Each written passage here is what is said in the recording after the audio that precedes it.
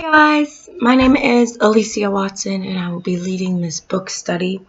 I wanted to start this book study because, one, it's a requirement for one of my courses, but also I wanted to give insight and more strategies for all teachers at all content levels. So that's one thing that I've been more interested in, is incorporating reading strategies across the curriculum to make my students more successful. So that's what I hope this book will give you and me a chance to look into a little bit more. So the book that I've chosen is called More Tools for Teaching Content Literacy by Jeanette Allen. Little did I know that she had a first book, and I did not read the first book, but I'm really interested in this one so far. So just a little insight on how this book study is going to work. I have broken up the book into 3 different parts because there will be 3 different videos. So in the beginning, we are going to discuss her introduction. So her introduction looks like this. It's pretty cool. The book is actually set up into one of the reading strategies that she mentions in this book, which I think is completely awesome. It is set up like a flip book, and I know most of us are already familiar with a flip book. So as you can see, it has the different tabs, and the more you flip, the more you read. And you can see, so like this would be a different strategy and this would be another strategy, which this made it a really easy read for me. And also more engaging, because I was like, oh, I wonder what's next, like flipping through it. So I can only imagine how fun it could be for students. But throughout the book, throughout the introduction, Jeanette Allen, she explains why she wrote this book. And she said that these tools have made such a difference in her students' lives for their reading level, comprehension, and connection to content while exploring. So she wanted to put them in another book. This main book was written to help students discover real reasons to read, inquire, write, and think about content. In addition, the tools will help them make these discoveries much more meaningful. So making instruction meaningful will get them more engaged in the learning process, and it'll make it much more fun for our students. So let's go through our strategies. I have about 8 strategies from the book that I would like to talk about during our first session. So the first one is called a content pass. And honestly, of the first 8, this is my all-time favorite one because she mentions a book pass, which is how she came up with this one. A book pass is where students get a little kind of touch into a book, which will help them choose if they want to read it or not. So they have about 2 minutes with the book, a bell goes off, and then you pass the book. But for this one is used to build content knowledge by examining different sources related to the topic, whether it's a textbook, an article you pulled online, some vocabulary. The students are given these maybe in little groups, and then they each have them for about 1 to 2 minutes, and they're able to jot down different things to give them or to build background knowledge on the topic. So I thought that one was really cool, really simple. You don't really need anything. You could probably even do it in whole group if you wanted to just put one of the sources on the smartboard and then have the class look at it that way, and then 2 minutes change each source. That's another way to use it. So now I'm gonna flip the book, like our little flip book, turn it. And our next one is a flip book, which we are probably almost all familiar with. It's a super awesome tool. She explains it as a way to organize information by layering and leaving spaces for like the themes, the categories, just a different way to organize it. This actually gives a really cool example right here from one of her classes, and it shows that it's a fact strategy, and it does cause and effects, compare and contrast, author's purpose, and different things like that.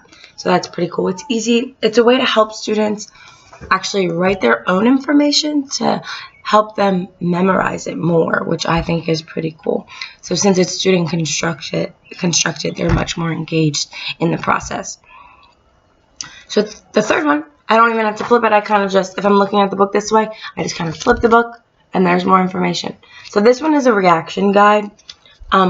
It's a way, she explains it as a way to connect background knowledge to new information before or during or after reading.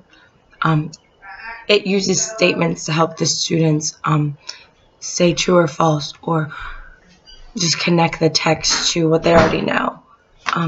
This can also be used as a great assessment tool. I didn't really like this one. It was very charty, what we're used to seeing from a graphic organizer, but I think it could be useful as an assessment instead of a way for students to learn, if that makes any sense at all. So let's flip our chart. And the next one is a 3-level study guide. I actually really like this one. For some reason, as I was reading throughout this one, I really thought of Bloom's taxonomy, just because of the way the 3 different levels are. Because level 1 is literal, level 2 is interpretive, and level 3 is application. Like, it just reminded me of Bloom's taxonomy a lot while reading. So this one is actually something that helps guide students into higher levels of comprehension. It focuses students on keywords and ideas throughout the graphic organizer while also increasing their comprehension level. So it goes from literal to interpretive to application. So literal is actually focuses more on important details. Then as you go to level 2, which is interpretive, it's using literal info to interpret, infer, create cause and effects. And then finally, level 3 is application, which you use literal and interpretive skills to new situations and challenges. So it's kind of like a tiered effect while also going more in depth into different levels of comprehension. So I really like this one. You don't really need anything for it. It can kind of just be teacher conducted, can be discussion based, small group, paired. So this one is really like you're able to mold it into whichever way best fits your classroom. So I really like this one. Our next one, which is another one we should all be really familiar with, is using the 5 W's and H to find info. So the 5 W's are easy: who, what, where, when, why. And the H, how. So this helps students get the full story and gain factual info by answering the who, what, when, where, why, and how questions. The way the author has it set up is in a graphic organizer right here, which something that's really cool. I'm going to give us a little sneak peek to our last video, but in the appendix, she gives all of the graphic organizers, which I think is super cool. I bought this book for maybe $9, and I literally have 10, 12, 15, maybe even 20 graphic organizers that I can use in my own classroom. But back to this one is the who, what, when, where, why, and how. This could be used to help students build background knowledge. It could be used during instruction as like a note-taking tool. It could even be used as an assessment tool after instruction, having students answer these questions. I think this is an awesome strategy. It makes students think about what they're actually reading instead of just going through the motions, so they're able to really think critically about their instruction. So, flipping the book. The next one is explore writing. This one was probably my second favorite of the first 8. I've never heard of it, so that's why I really like it. It uses explore as an acronym for different things, but it's broken up by the EX in the first explore. So just like here, it kind of explains it how she would set it up in a graphic organizer. But EX stands for example, the P stands for purpose, the L stands for language, the O stands for organizational features, the R stands for relate, and the E stands for evaluate. So I think that's pretty cool. It's a different kind of acronym instead of your regular vertical line with each letter meaning something. So this one is really cool. It gets students in depth or exploring the instruction, the reading, the article. Like, I just think it's awesome.